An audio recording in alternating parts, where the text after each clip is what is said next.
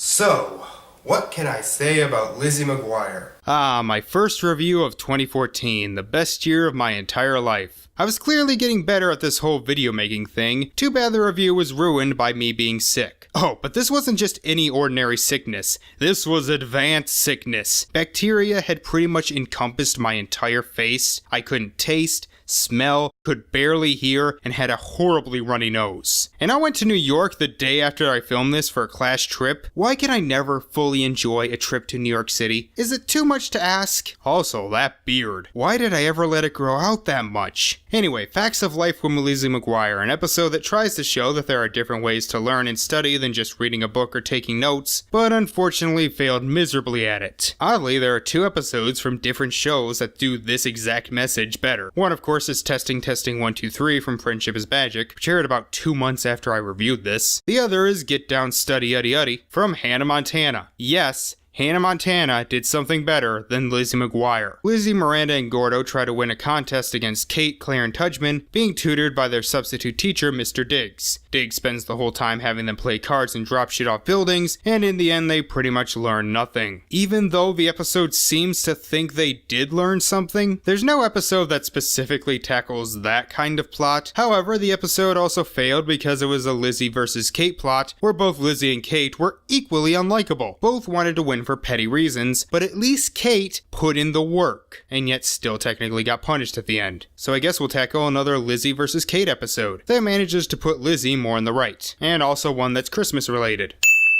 That'll do. So it starts with Tom from An Old Story giving presents to Steven Tyler of Aerosmith, who's dressed as Santa Claus. I don't know why they got Steven Tyler from Aerosmith to be in this episode, but I'm glad they did, and that's another thing it has in common with Facts of Life. I didn't plan that, it just sort of happened. I think the Santa from last year was in a motorcycle gang.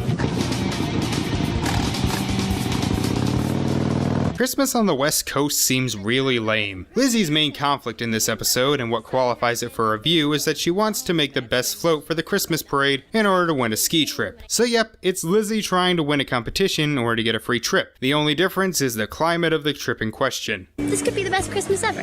Especially if that's Freddie Prinze Jr. waiting for me down there at the bottom. Oh, early 2000s, you were one of the most dated time periods I can think of. Lizzie's theme for the float is called Rock and Roll Christmas. Sadly, she wasn't able to get Jack Frost as he died on his way there. Also, like Facts of Life, she is competing against Tudgman and Kate. Tudgman is making a Star Wars themed Christmas float, because those two need to be mixed together again. Meanwhile, Kate and her cousin Amy, played by Hilary Duff's sister Haley, decide to cheat and just hire people who will build the float for them. The float will depict an immense ladybug wearing a Santa cap, while stereo speakers broadcast cheery music of a Yuletide nature. The title of the float is to be called Jingle Bug.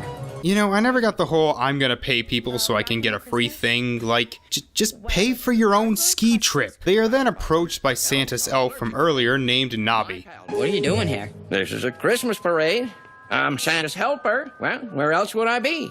I need to help out some white girl with her first world problems. By the way, I'm sure some of you are wondering where Miranda is in this episode. Well, Lizzie's family show up to help with the float. Oh, Sam McGuire, you wanted a quickie bake oven when you were 10.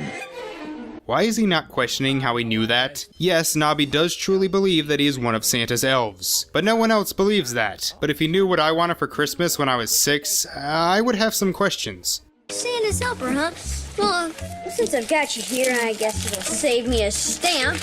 Again, why do so many kids in these Christmas specials wait till the very last minute to send their lists? Lizzie's family leaves to go eat lunch with Nobby, leaving Lizzie worried about her float. And that's something that happens throughout the episode. She gets aggravated at her family and Gordo spending so much time with Nobby and not helping her. It doesn't make her unlikable though, because she's putting in a lot of work to run this trip, she doesn't come across as selfish. After a festive Christmas montage, Nobby learns that his retirement home's plumbing won't be fixed by Christmas. So the family offers to help, leaving Lizzie and Gordo to make the float alone. Hey guys! Hey, you seen the smoke machine I got for my float? This is gonna make all the X-Wings crashing into the Death Star look really authentic. Right. So you're gonna essentially set off bombs in the middle of the Christmas parade? Gordo also leaves to help with the plumbing, leaving Lizzie alone. And even though she is kind of being selfish, I do feel sorry for her. She falls asleep and is woken by Nobby. And I'm worried about a young lady who has lost sight of what Christmas is all about. Yeah, nothing says Christmas to me like working on pipes and plumbing. I guess as long as you're doing it with your family, it counts as Christmas. Then this happens. Say hello to the elf who wants to be a dentist.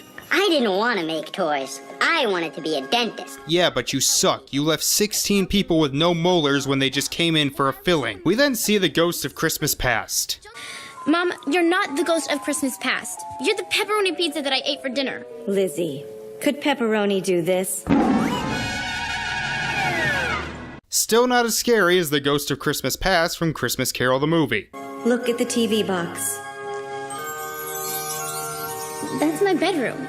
Why are you showing me my room? Because it's a mess. Would it kill you to clean it up once in a while?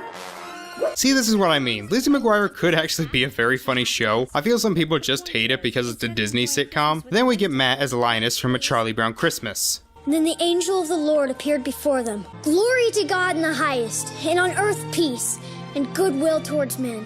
And that's the real meaning of Christmas, Lizzie McGuire. So is it about family or Jesus? I always got mixed messages there. I shouldn't care about winning something for myself. Christmas is about doing good for others, just like you guys fixing the plumbing. Alright, fair enough. So she goes to help, and apparently Lizzie is a master at plumbing and electric. I did not know that. I also like that they play a little joke with them thinking Nobby actually was Santa's elf and left for the North Pole, but then it turns out he just had to use the bathroom. It's nice that they didn't force in that overused fantastical twist. So it's the day of the parade, and as they watch the beautiful stock footage, Lizzie laments on not being able to finish her float, especially after Kate and Amy are bitches again. Riri and his buddy Stucco. The spreader of Christmas seems to be a disoriented moose hauling some form of duckwork. At any rate, they're pelting the crowd with AA batteries. It just seems like a lawsuit waiting to happen, but it turns out Lizzie's float was completed as it rolls down the street with Steven Tyler singing a rock version of Santa Claus is Coming to Town.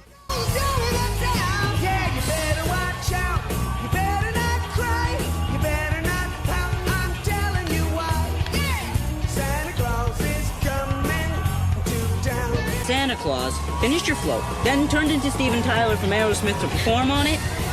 I did not see that one coming. Yeah, it turns out that Santa is real. That brings up some real questions about you being Jewish, doesn't it, Gordo? The editing in this part is really bad, and we never find out who wins. I mean, I guess it implies Lizzie does, but we don't know how Kate and Tudgman's floats turned out.